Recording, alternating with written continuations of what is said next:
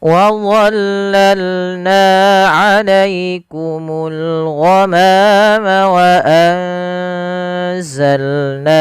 عليكم المن والسلوى كلوا من طيبات ما رزقناكم وما ظلمونا ولكن كانوا أنفسهم يظلمون.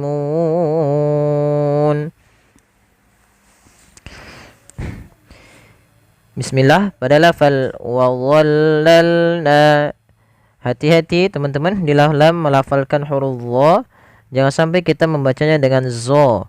Jangan dibaca dengan wazallalna, karena di sini ini bukan huruf dha. Maaf, bukan huruf zo, tapi dia huruf dha. Bagaimana cara melafalkan huruf dha? Caranya adalah ujung lidah kita tempelkan dengan gigi seri. Dia mirip dengan makhraj daripada huruf dzal, tapi yang membedakan adalah sifat isti'la'nya dan sifat idbaqnya. Apa itu sifat isti'la? Sifat isti'la adalah sifat huruf yang mana pangkal lidah kita angkat ke atas. Jadi tebal. Kemudian lidah itu juga melekat dengan langit-langit karena dia sifatnya adalah idbaq. Maka wadhallalna, tipiskan di lam, wadhallalna alaikumul ghamama.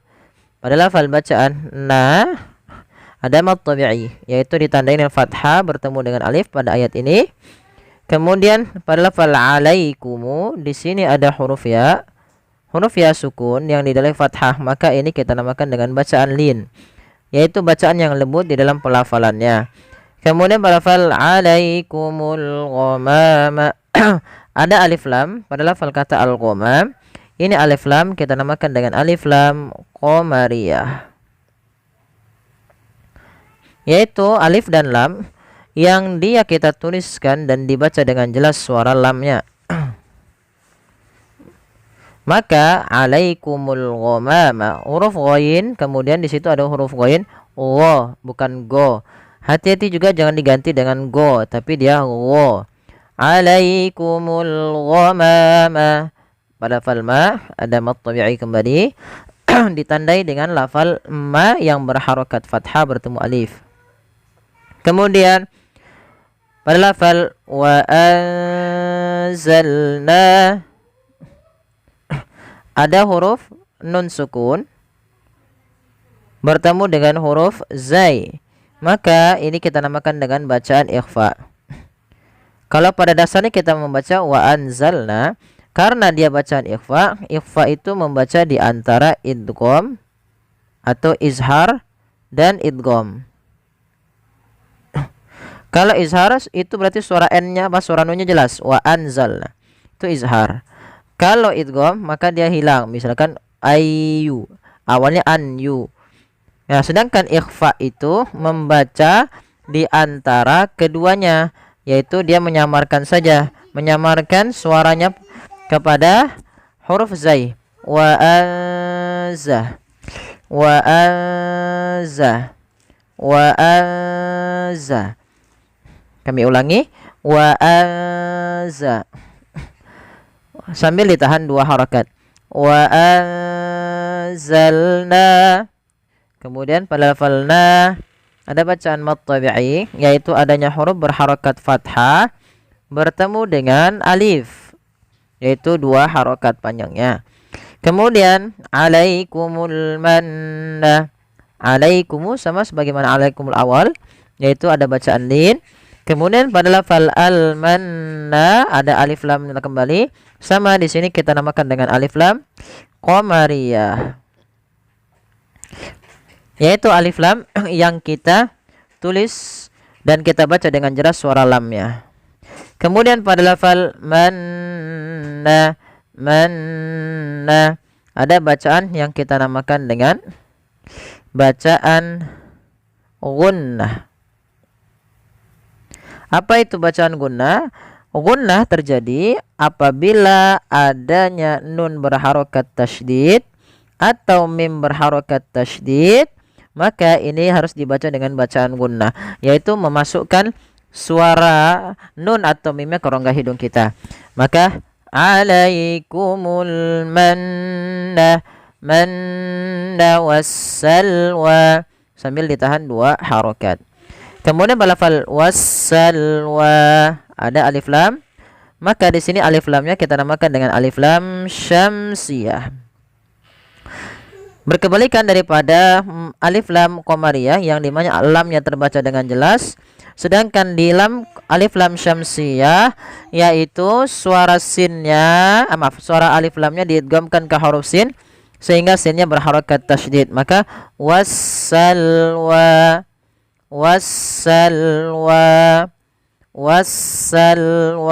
seperti itu.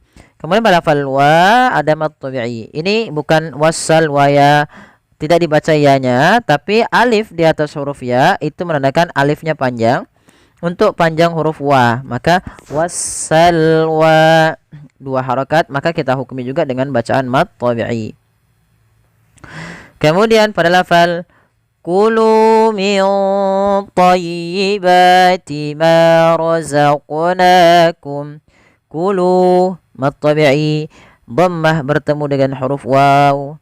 Alif yang ditandai dengan sifar mustadir di atasnya dianggap tidak dibaca. Jadi cukup memanjangkan 2 harokat saja. Kemudian balafal min thayyibati ada bacaan ikhfa. Nah, ini ikhfanya langsung ke huruf ta, ditebalkan, maka ikhfanya agak tebal. Min ta. Ya, langsung min thayyibati. Kulu min thayyibati, bukan min thayyibat tapi kulu min thayyibati. Ya. Kemudian balafal bati ada mad tabi'i, fathah bertemu dengan alif. Ma razaqnakum. Pada lafal ma kembali juga ada alif dan yang dilalu dengan fathah mad tabi'i, 2 harokat pada lafal ma. Razaqnakum. Pada lafal huruf qaf yang disukunkan, di sini ada bacaan kita namakan dengan bacaan qalqalah. Artinya memantul bacaannya. Jadi ketika membaca huruf qaf ini, huruf qafnya harus mantul. Nah, kesalahan yang terjadi teman-teman yaitu pertama dalam membaca qalqalah, yang pertama tidak mantul. Tidak mantul itu salah. Yang kedua, menambah hamzah. Misalnya ada hamzah. Ya, menambah hamzah. Contoh, razaqnakum itu tidak memantulkan, kesalahan pertama. Yang kedua, razaqnakum. Pada lafalna ada mad tabi'i. Kemudian pada lafal razaqnakum, kalau kita lanjut itu ada bacaan izhar syafawi. Tapi ketika kita berhenti ya tidak perlu ditambahkan. Contoh, kulu min thayyibati ma razaqnakum wa ma zalamuna. Maka itu akan panjang. Dia akan dibaca dengan bacaan izhar syafawi ditandai dengan mim mati bertemu dengan huruf waw. Kemudian pada lafal wa ma zalamuna walaki. Pada lafal ma mu na la, keempat kata ini wajib sama panjangnya. Wa ma zalamuna wala, karena dia hukumnya adalah mad tabi'i dan dia perlu dipanjangkan sepanjang 2 harokat. Kemudian pada lafal walakin kanu ada nun sukun bertemu dengan huruf kaf, maka ini juga sama bacaan ikhfa. Cara membacanya samarkan nunnya kepada huruf ikhfa. Ke huruf kaf. Kaf makhrajnya dari pangkal tenggorokan kita. Walakin kanu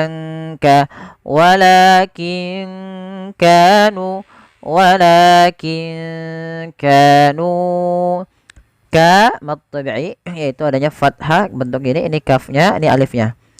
Kanu 2 harokat. Kemudian lafal nu, kanu anfusahum, ada bacaan mad jaiz munfasil, yaitu di lafal nu anfusahum, yaitu ditandai dengan adanya mad tabi'i pada lafal nu yang bertemu dengan huruf hamzah.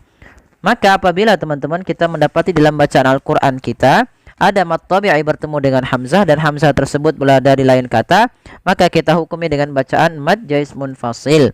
Kita memanjangkannya sepanjang 4 harokat atau 5 harokat. Tidak boleh dikurangi, misalkan kanu anfusahum, enggak, tapi ditahan. Dipanjangkan 4 harokat atau 5 harokat. Walakin kanu anfusahum. Ada nun mati ketemu fa, ada bacaan ikhfa. Kemudian samarkan huruf nunnya kepada huruf fa sambil ditahan. Anfusahum. Fu, alirkan nafas, sifat hamasnya mengalirnya nafas. Hum yazlimun. Huruf ini mim yaitu ada bacaan idhar syafai karena bertemu dengan huruf ya, harus jelas suara mimnya. Kemudian yazlimun. Nah, huruf dha, hati-hati dalam melafalkan dha yang sukun, jangan sampai yang pertama dibaca dengan zai, yazlimun. Ini banyak terjadi yang menggantinya dengan huruf zai. Yang kedua yazlimun, memantulkannya juga sama, tidak boleh, padahal huruf dha bukan huruf mantul, dia tidak boleh mantul. Nah, bagaimana melafalkannya? Sebagaimana tadi di awal, yaitu pangkat ujung lidah kita menempelkan dengan gigi sari dan ditebalkan yazlimun, yazlimun. Kemudian pada lafal nun ada bacaan mad arid disukun, yaitu mad yang terjadi di akhir bacaan kita disebabkan karena ada sukun arid. Panjangnya berapa harokat sehingga mu di sini kita boleh baca 2, boleh 4 atau boleh 6.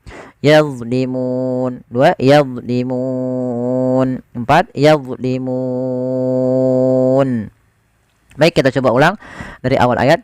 Wa dhallalna 'alaikumul ghamama wa anzalna 'alaikumul manna wassalwa. Kulu min tayyibati ma razaqnakum wa ma zalamuna walakin kanu anfusahum yazlimun. Sadaqallahul azim. Ya, semoga yang sedikit ini bermanfaat bagi teman-teman sekalian. Mohon bantuannya teman-teman untuk like, share, subscribe. Dan bagi teman-teman yang ingin bergabung bersama kami di silakan gabung di UFI channel. Insyaallah bagi yang tahsin akan mendapatkan video yang pertama kali, dan kalau yang ikut kelas tahfiz nanti kita akan coba untuk membuatkan grup khusus kelas tahfiz bagi teman-teman yang sudah mendaftarkan bergabung di kelas tahfiz, yang biayanya seperti yang tercantum di program tahfiz, yaitu kita akan ada setoran secara online. Jadi bagi teman-teman yang ingin setoran hafalan Qur'annya secara online, nanti bisa menghubungi kami melalui nomor WA yang tertera di deskripsi kami. Terima kasih. Jazakumullahu khairan. Semoga bermanfaat. Kurang lebihnya mohon maaf. Wabillahi taufiq. Wassalamualaikum warahmatullahi wabarakatuh.